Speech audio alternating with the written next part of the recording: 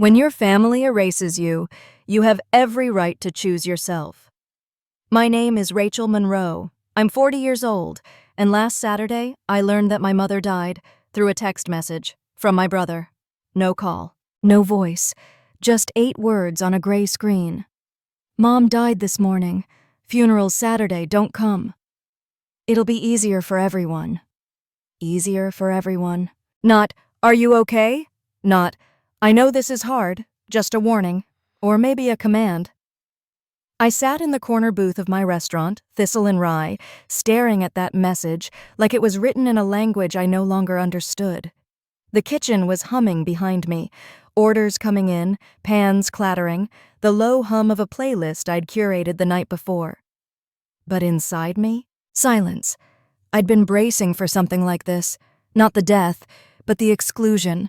My relationship with my family had been strained for years. And by strained, I mean stretched, pulled, quietly dismissed, until eventually it just snapped.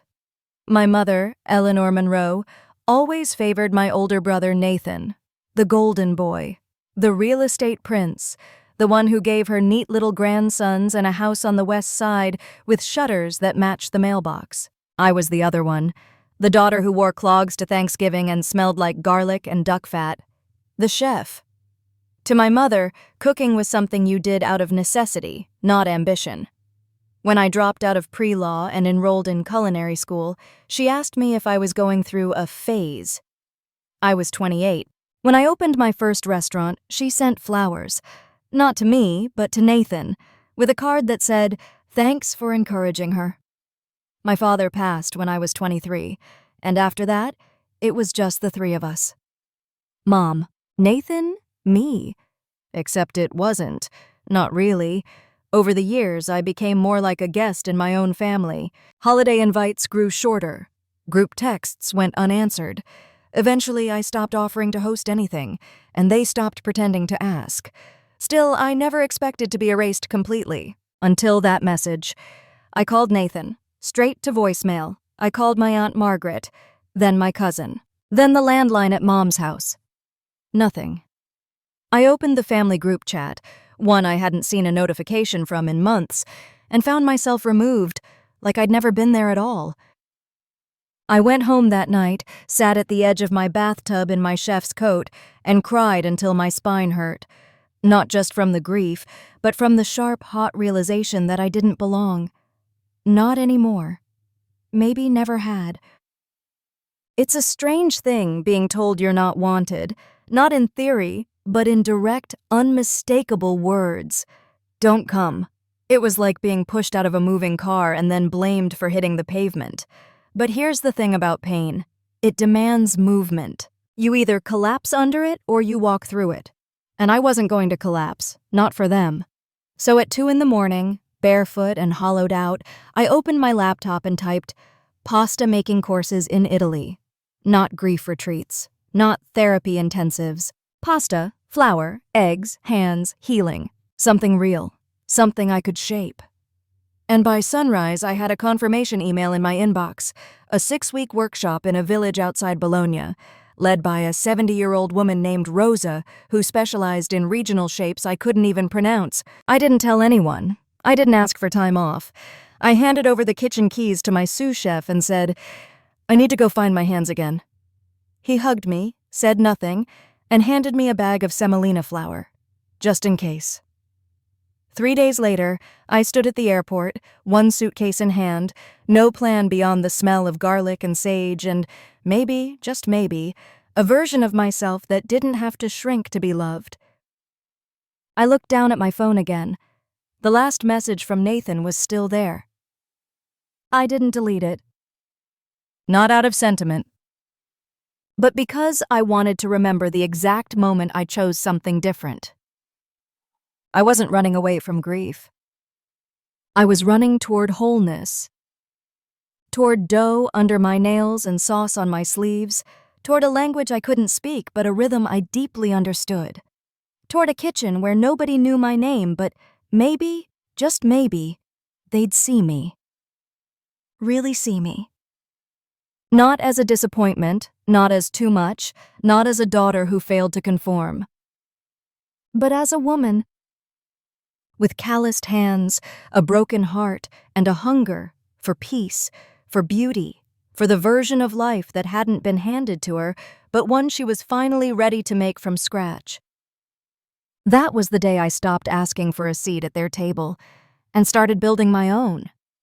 Healing begins the moment we dare to face what we've denied.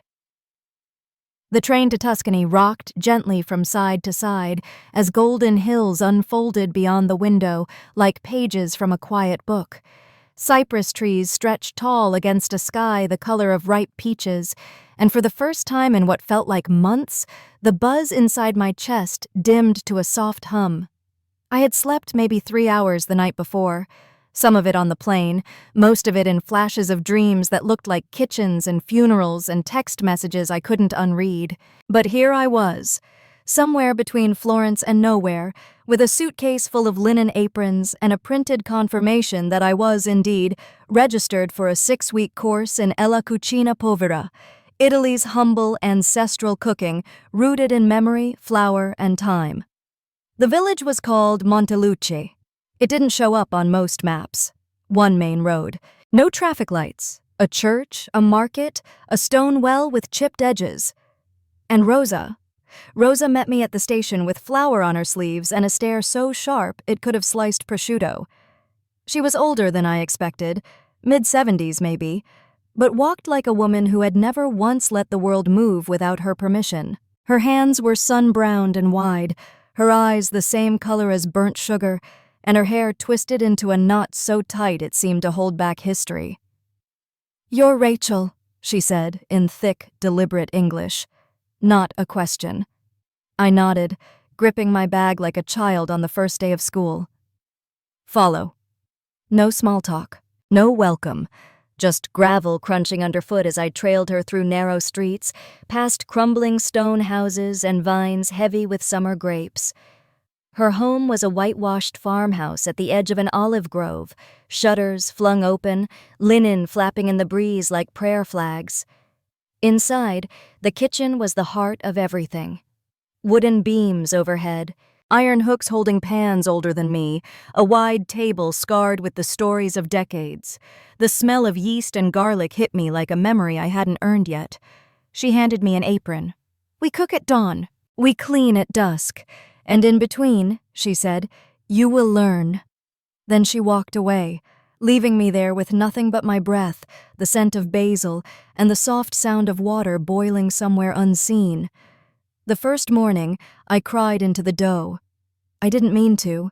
I had flour on my hands, Rosa beside me, and the others, a quiet Canadian baker, a German painter, a retired nurse from Sydney, all rolling, shaping, folding like they'd done this in another life. But me? I couldn't breathe. My fingers shook as I pressed into the dough, trying to mimic Rosa's rhythm. Push, turn, fold, breathe.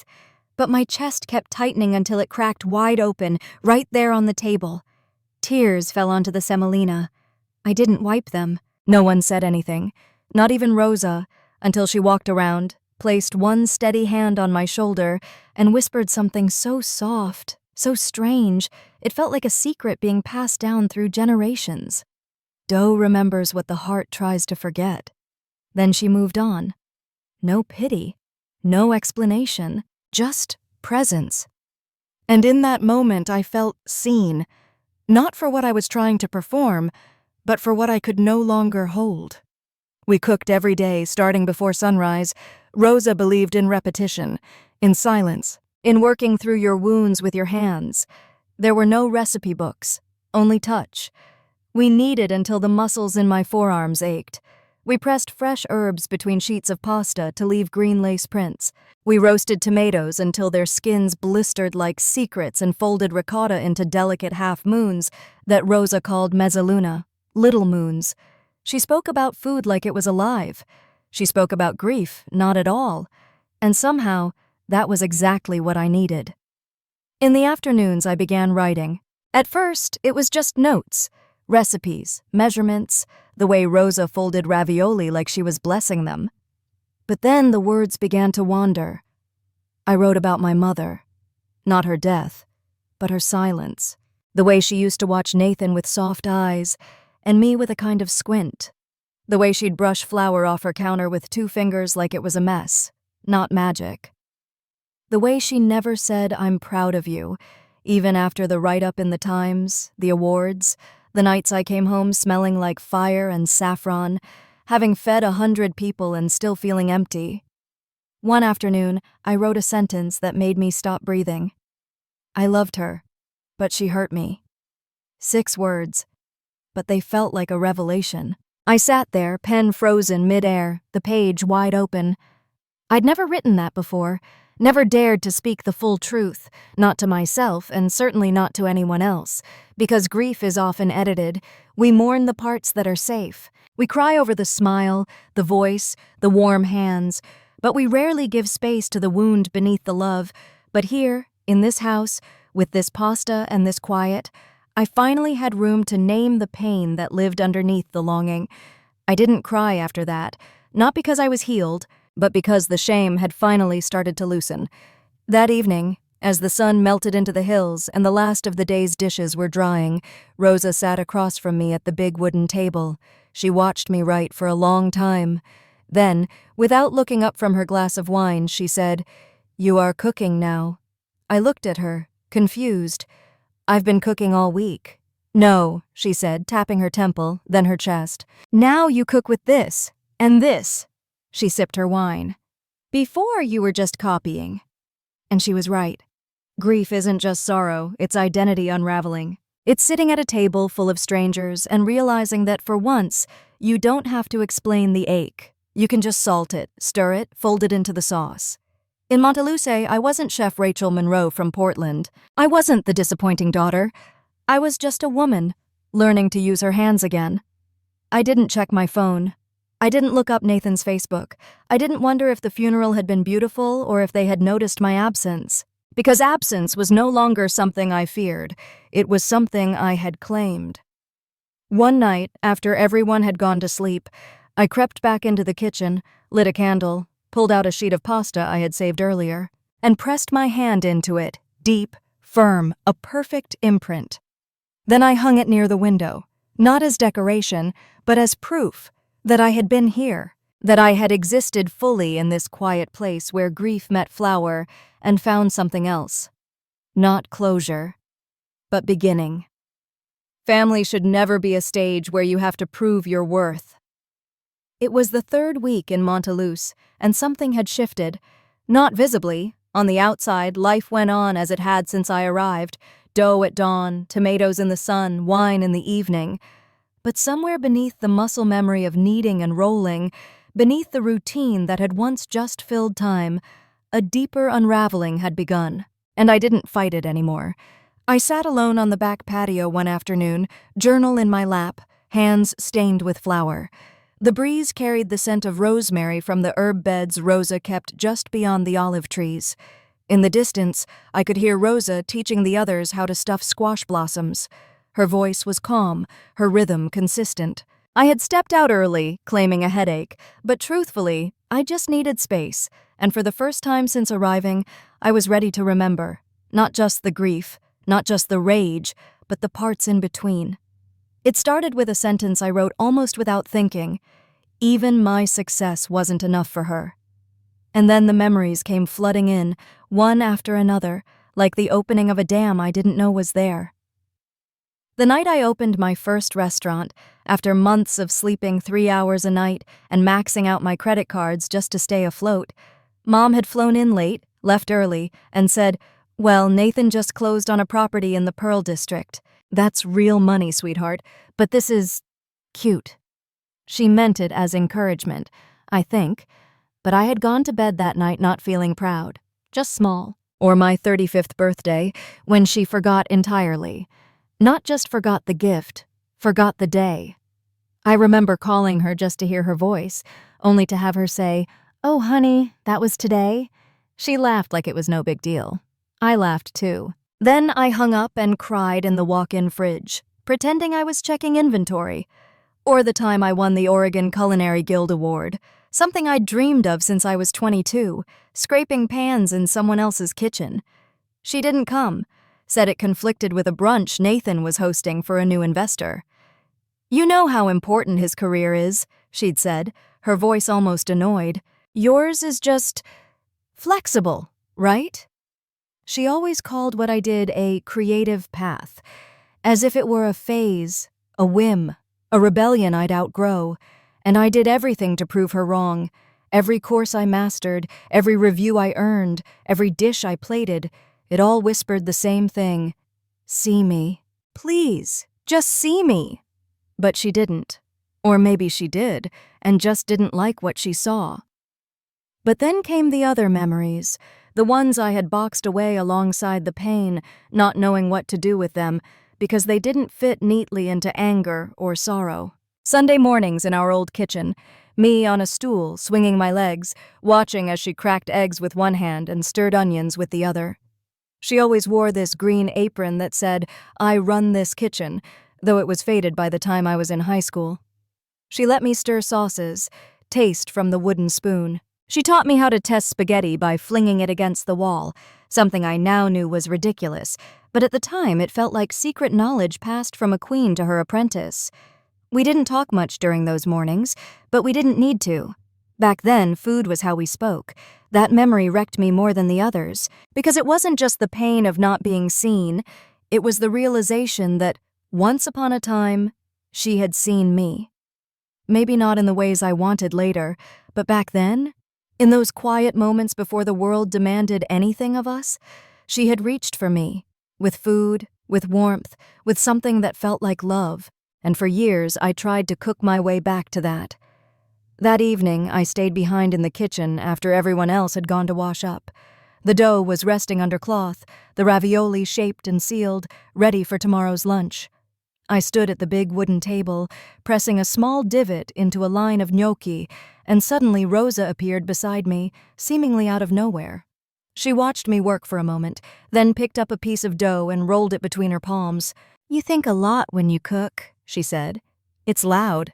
I gave a soft laugh. "Sorry." She shook her head. "Not bad, just honest." We worked in silence for a while before I finally whispered, "Do you think we ever stop wanting from people who won't give?" Rosa didn't answer right away. Then she wiped her hands on her apron, turned to me, and said something I will never forget. "You don't need forgiveness from someone who never truly saw you. You need to forgive yourself for believing you weren't enough." It landed like thunder in a quiet valley. I stood there, stunned, because she had named it. The thing I had never dared speak aloud. I had spent so many years trying to earn my mother's love, trying to win her attention with restaurant launches, glowing reviews, perfectly seared duck breast. I thought if I just got there, she'd finally open her arms. But the truth was, I wasn't broken. I wasn't failing. I was simply asking for something she didn't know how to give. And that wasn't my fault. I walked out to the olive grove that night under a wide sky spangled with stars. The air smelled like earth and fire. My breath felt different, deeper somehow, and I let myself say out loud, I did my best. Not because it erased the past, but because it released me from trying to rewrite it. Over the next few days, something in me softened. I didn't cook to prove anything. I didn't journal to bleed. I just let myself be. Rosa noticed. One morning, after I made a batch of pasta that came out like silk, she patted the table and said, "You are no longer fighting the dough." Neither was I fighting myself. And here's the part no one tells you about healing. It doesn't always arrive in a grand revelation. Sometimes it comes in the shape of a tiny truth, whispered at a wooden table, over flour and tears. It sounds like this: you were always worthy, even when they couldn't see it. No one can take away what you've created from your soul. The idea didn't arrive like a lightning bolt. It unfolded quietly, like a yeast dough rising in the dark, steady and slow, waiting for its moment. One afternoon, after a long morning of shaping tortellini, I stayed back in the kitchen. Everyone else had gone off for a walk through the sunflower fields. I stood there, hands dusted in flour, staring at a row of copper pots hanging on the wall, each with its own story, each one worn, seasoned, and deeply alive. That's when it came to me. Not as a dream, not even as a plan, just a pull. What if healing didn't have to be silent? What if it could be shared? I sat at the long oak table, flipped open my journal, and began sketching the bones of something I didn't yet have words for. A place, a space, a retreat maybe, a gathering, a home away from the pain, a kitchen where women like me, women scarred by silence, overshadowed by siblings, dismissed by the ones who were supposed to love them unconditionally, could reclaim themselves. One meal at a time, a place where the chopping board could be an altar, where rolling dough could feel like rolling away shame, where the recipe wasn't just food, but freedom. I wrote across the top of the page, "Second course." The name made my chest ache in the best way, because that's what it was. Not a redo, not a replacement, just the next plate in a life that wasn't done being served. Over the next week, I filled page after page with ideas. A villa in the countryside. Each guest would arrive with nothing to prove, only space to feel. We'd cook together, simple, nourishing food, not for perfection, but for connection. We'd share stories over simmering sauces. We'd sit in circles with espresso and courage. Maybe I'd bring in guest chefs who had once felt invisible. Maybe there'd be workshops, not on culinary technique, but on self-trust. A space where no one asked, "So what do you do?" Only, "How are you feeling today?" And, "Can I pass the salt?" Rosa noticed. Of course she did. She always saw before I spoke. One evening, as I worked in the herb garden trimming basil, she appeared beside me with a small package wrapped in linen. "For you," she said, pressing it into my hands. Inside was a hand-stitched apron, ivory canvas. Along the bottom hem, in deep blue thread, were the words, "La tua seconda portata." Your second course. I blinked hard. "You knew?" She smiled. "You came here empty-handed. You leave with a recipe no one can take." That night, I sat on the rooftop terrace of the old villa, looking out over the darkening hills of Tuscany. There was no new text from Nathan, no missed calls, no sudden apology email from anyone in my family, and for the first time in my adult life, I wasn't waiting. I wasn't holding my breath, hoping to be remembered, to be seen, to be allowed back into a room I was never welcome in to begin with. Instead, I was imagining a table I would build myself, long enough for others like me, sturdy enough to carry the weight of unspoken things, wide enough for plates of courage, bowls of truth, and silence that heals instead of shames. Later that week, Rosa asked me to lead the class in making passatelli, a rustic pasta made from breadcrumbs, parmesan, and nutmeg. It wasn't a glamorous dish, but it was comforting, deep, honest. I stood at the front of the table, nervous at first. But as I spoke, showing how to knead the crumbly dough, press it through the ricer, gently coax it into broth, I saw something shift in the room. People weren't just watching, they were listening. Not for technique, but for something underneath, something true. I wasn't just teaching food, I was teaching return. That night, after the others had gone to sleep, I added a final page to my notebook. On it, a simple sketch of a house with wide-open windows and a stone kitchen table at the center. Below it, I wrote, "A place for the women who were told they were too much, or not enough. A place where no one has to shrink to be loved." And underneath, in small, careful script, "Opening, Spring 2026. Applications open January." I didn't know where the money would come from, or the land, or the logistics. But for once, it didn't matter. Because I had the most important ingredient already, belief. In the idea, in the women I would serve, in myself. One morning before my departure, Rosa and I sat together sipping strong espresso. She looked at me over the rim of her cup and said, "You know what I see when I look at you now?" "What?" "A woman who stopped asking for a seat at someone else's table and built her own." I felt my throat tighten. "It still hurts sometimes." She nodded. "It always will. But hurt is not the same as helpless." We were quiet for a long time. Then I said, What if no one comes? They will, she said, because you've made room for them. On my final day, the class gathered to say goodbye. They gifted me a basket of herbs, handwritten recipes, and a small wooden spoon carved with my initials. But Rosa's gift was the one I held longest, the apron. I packed it last. As the plane lifted off the runway, I didn't cry. Not because I wasn't sad to leave, but because I wasn't leaving empty. Italy had not fixed me. It had simply reminded me that I had never been broken. I had just been buried, beneath expectations, comparisons, silence. But now, I was rising, and in my hands I held the flower-dusted map to something entirely new. You're allowed to feel the grief.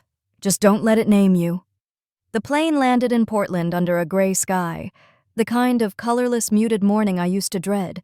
But this time it didn't feel heavy, it felt honest. No one was waiting at the gate, no messages blinked on my phone, no welcome back texts, just the usual silence I had grown used to, and yet, this time it didn't sting the same way. The apartment felt untouched, same stack of unread mail, same flickering fridge light, same photograph of my mother from 10 years ago, still tucked behind a magnet on the door. I stared at it for a moment. I used to trace the edges of her smile in that photo, wondering if it was ever really meant for me. This time, I simply took it down. Not to throw away, just to make space for something new. Within 2 weeks, I signed the lease on a small piece of land just outside the city, an old orchard with a converted farmhouse. The kitchen needed work. The plumbing was ancient, the paint peeled like onion skin, but the bones were good, and that was enough. Second course wasn't launched with champagne or press releases. It began the way most meals do, quietly, with intention. I painted the walls myself, hung copper pans like the ones in Rosa's kitchen, installed long, sturdy wooden tables built by a friend of a friend who believed in what I was creating.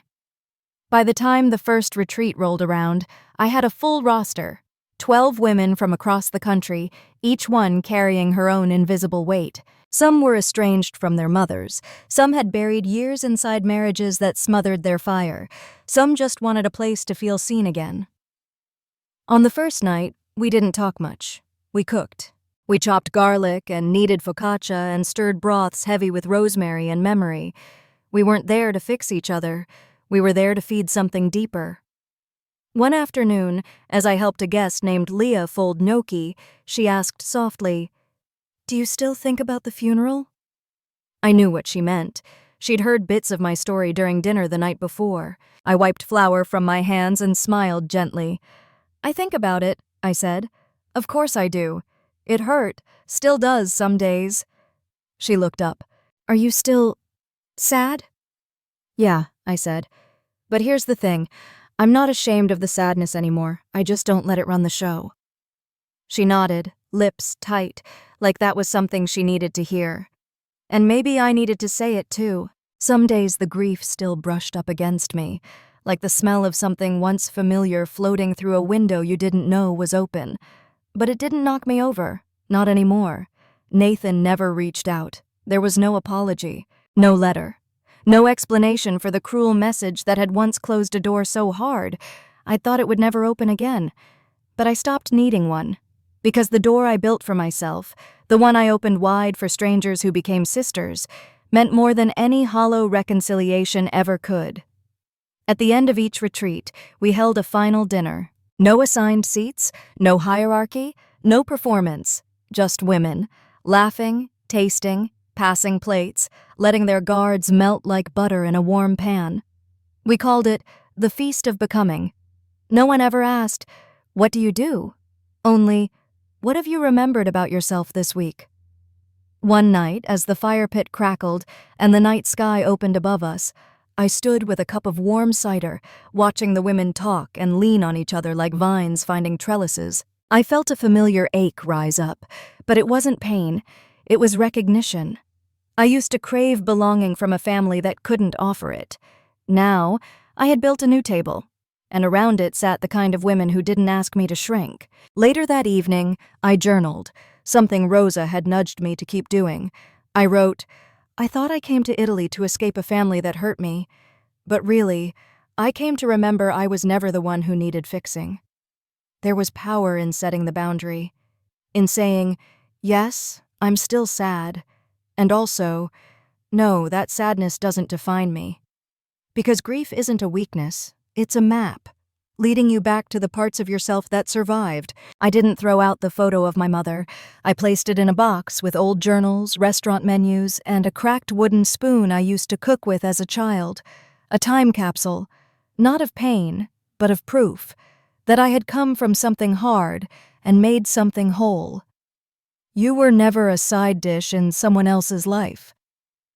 It was late afternoon when I found the letter tucked inside a folded napkin, neatly placed on the prep table, just beneath a bowl of soft rising dough. I recognized the handwriting immediately. Maya, one of the first women to attend the second course retreat.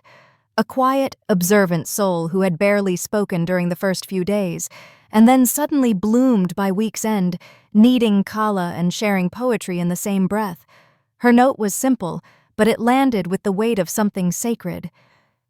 Dear Rachel, thank you for reminding me that I'm not just a side dish in someone else's story. You helped me taste my own worth for the first time in years.